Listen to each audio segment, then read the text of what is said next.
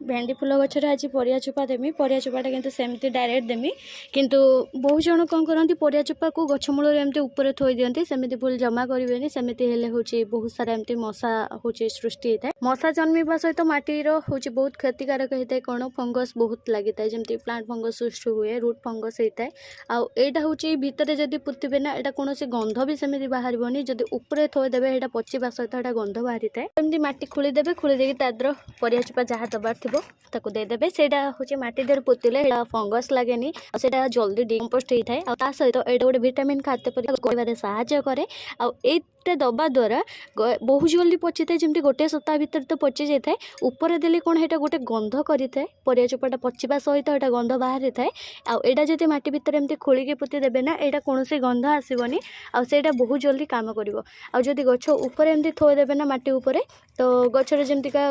भावे कि गचर ग्रोथटा बढ़ो से गचर एमती देदेवे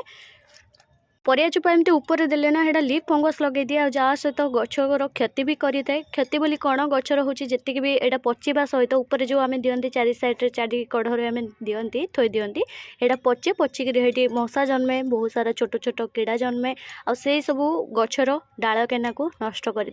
सहित मूल को माटी भिड़ी जो मूल को से मूल को भी पचे दे था से माटी खोलिकी पुतंतु चेरर ग्रोथ बढ़ो सहित चेर बढ़ा सहित गचर ग्रोथ भी आसो आईटा कौन गंध करनी कि कौन पुक लगे आ बहुत जल्दी यहाँ डिकम्पोस्ट हम जेकोसी परिया चोपा दौरान जदि डिकम्पोस्ट ना डेरी हो कौन डिकम्पोस्ट हाँ सेमतिका परिया चोपा आड करतुनि जो चोपा गुड़ाक जल्दी डिकम्पोस्ट होता है सेमतिका चोपा दिंतु आमती माटी खोलिकी दिंतु बहुत ही बढ़िया आपण गछ